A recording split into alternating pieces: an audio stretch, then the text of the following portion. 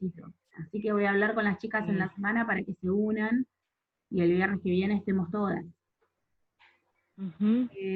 Vamos a ir leyendo lo de la demencia. En realidad, en cuanto a patologías de vejez, no vamos a ver en profundidad nada, porque cada caso es particular y se va a manifestar de diferente manera según la vida que ha llevado la persona y según las patologías o los problemas que tenga de base, ¿sí? Vamos a ver algunas cosas en líneas generales más que nada.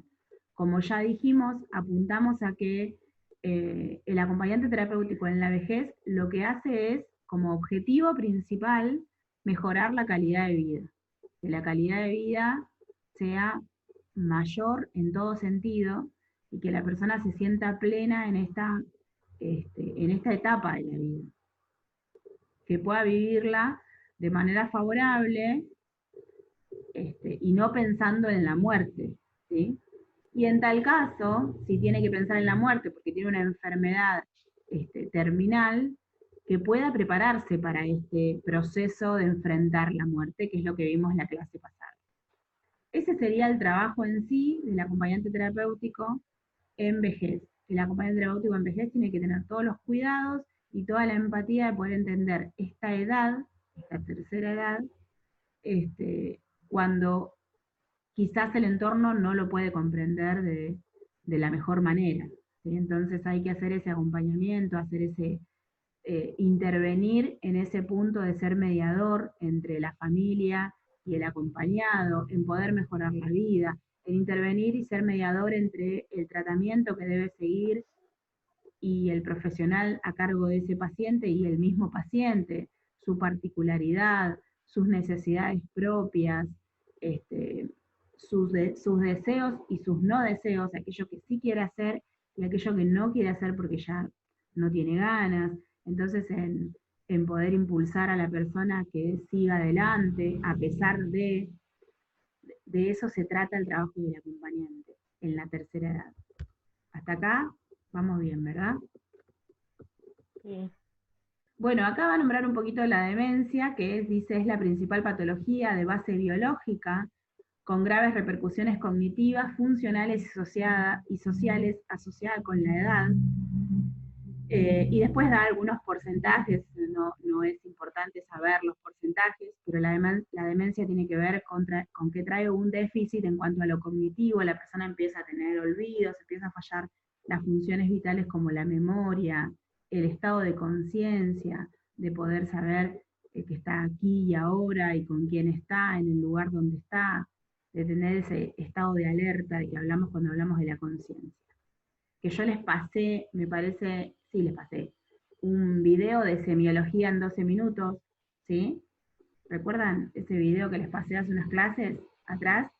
Ese video está muy bueno y yo quería que tomen apuntes porque todas esas funciones vitales que hablamos de en salud mental que se pierden, son funciones psíquicas que se pierden en cuanto a salud mental, también pueden prevalecer, o no, prevalecer no es la palabra, tener un déficit en esta en esta etapa de la vida como es la tercera edad, en la vejez. Todas esas funciones psíquicas también empiezan a sufrir déficit, empiezan a sufrir problemas, no ya por un problema de salud mental, sino por la misma vejez, por el deterioro que trae el tiempo, ¿sí? Que trae lo cronológico. Así que digamos, ese video de semiología en 12 minutos, tenganlo presente para estudiar, para tomar apuntes, porque es importante en cuanto a saber cuáles son las funciones psíquicas que debe tener una persona y que también sufren déficit, no solamente en trastornos mentales, sino también en lo que hablamos de vejez, en la etapa de la vejez. ¿Sí? Pueden o no sufrir déficit, pero suelen sufrir déficit en esa etapa. Bueno, después ahí va a nombrar el libro instrumentos de diagnóstico y de intervención y de tratamiento. Estos instrumentos de tratamiento son quizás los que más nos interesan en cuanto a programas de estimulación cognitiva. Cuando habla de estimulación cognitiva, habla de la estimulación en cuanto al proceso de conocimiento,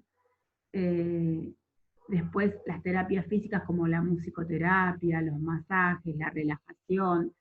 Está muy bien recomendado el tema de la relajación en la tercera edad. Talleres ocupacionales, o sea, buscar tareas en las que se pueda ocupar la persona y que pueda permitirse o permitirle darle a él mismo una vista de su propia vida que sea funcional, ¿no? Sentir que este, se lo necesita de alguna manera.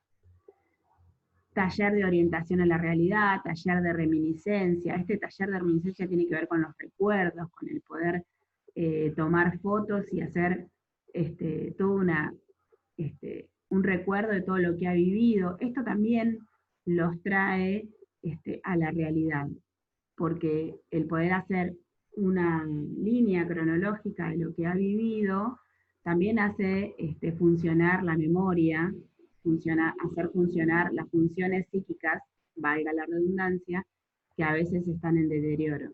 ¿Hasta acá me siguen? Sí, Bien. sí. Bueno, después dicen estrategias de intervención para mejorar la ambulación, me pasé. Incontinencias, ¿sí? Conductas sexuales inapropiadas, autocuidado. Bueno, esto también, intervenir según la subjetividad de cada individuo, el acompañante terapéutico puede intervenir para fijar rutinas, para saber qué hacer y qué no hacer. Recuerden, como dijimos la clase pasada, que el adulto mayor muchas veces, con una patología que tenga de base, vuelve a ser como un niño, entonces hay que reeducarlo en cuanto a conductas que son inapropiadas, en cuanto a su autocuidado, eso del aseo, de la alimentación. El acompañante terapéutico va a acompañar esta etapa de esa manera, desde el cuidado, desde ese tipo de cuidado. Reunión con familiares, asistencia diaria, un centro de día, también se puede proponer. Digamos que lo vamos a proponer si se necesita al equipo interdisciplinario o a la familia, o hacer nosotros, tipo un centro de día cada vez que vamos a trabajar con un adulto mayor y buscar actividades que le sean,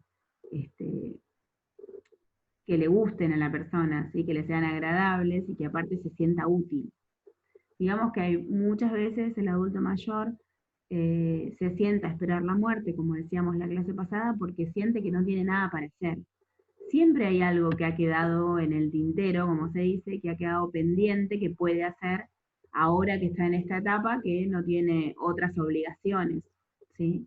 A veces se habla mucho de que, bueno, no le vas a depositar a los hijos al abuelo porque ya crió los suyos, pero a veces el hecho de tener la obligación o la tarea o la responsabilidad no de cuidarlos y criarlos, pero de cuidarlos un rato hace que se sientan útiles también.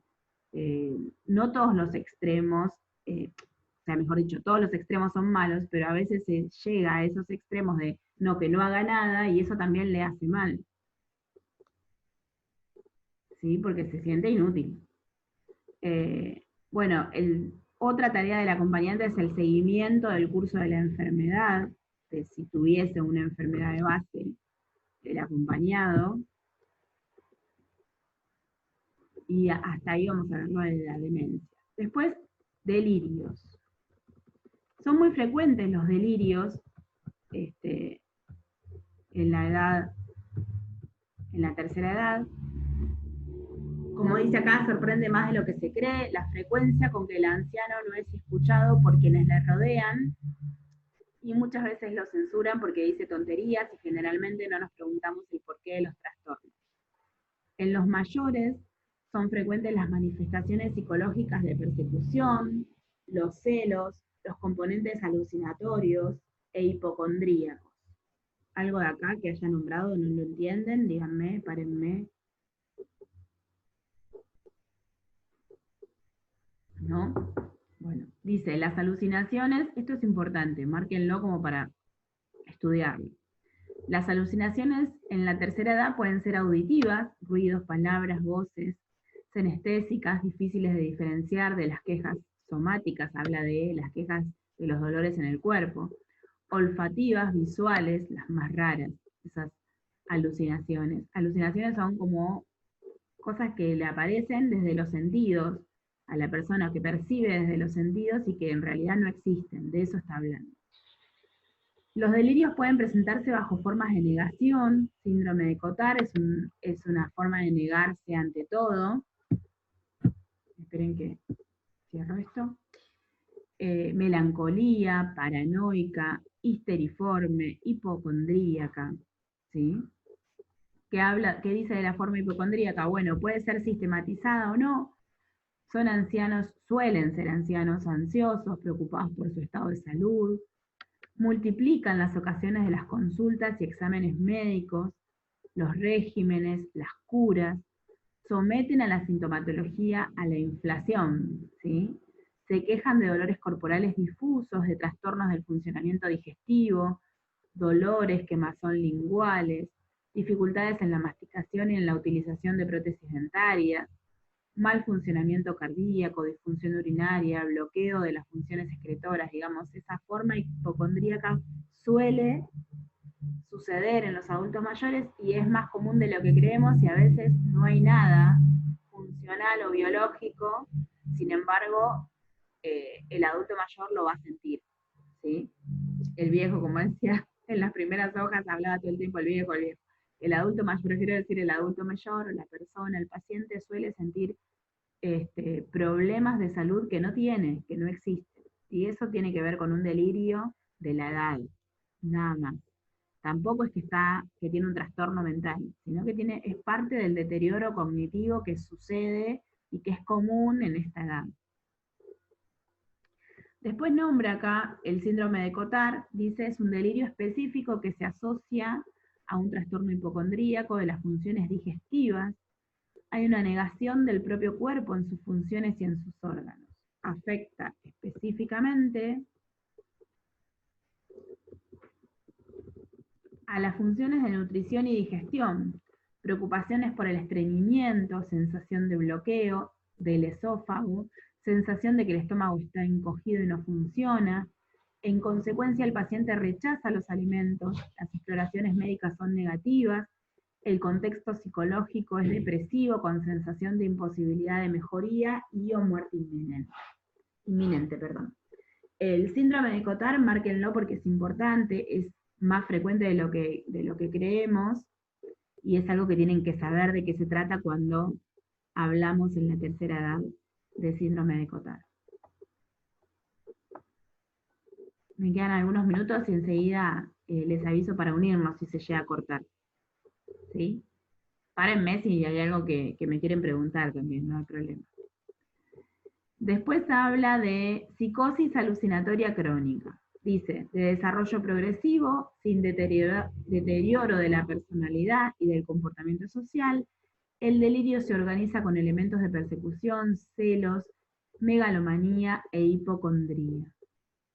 ¿Sí? Lo leí bien, sí, hipocondría. Eso tiene que ver con un desarrollo de una psicosis que no tiene que ver con un trastorno ni con una estructura psíquica, sino también con el deterioro cognitivo que produce la vejez, nada más que eso. Después habla de parafrenias, dice son delirios sistematizados, crónicos, endógenos, accidentales, con disociación limitada, no son esquizofrenias residuales, aunque es muy parecido a la esquizofrenia residual. Yo les había dado un cuadrito de diferentes tipos de esquizofrenia, creo que lo deben tener por ahí, que decía paranoide, ¿se acuerdan? Sí. Bueno, acá cuando habla de las parafrenias, es muy parecido a la esquizofrenia residual, o de tipo residual, la psicosis de tipo residual, que aparece en ese cuadro. El estado intelectual es bueno, no hay elementos depresivos, la actitud cotidiana está bien adaptada, estas personas pasan durante mucho tiempo más por originales que por enfermos mentales. En realidad, no, porque no es una enfermedad mental, sino que tiene que ver con la edad, ¿sí? Con un síndrome que aparece en la tercera edad.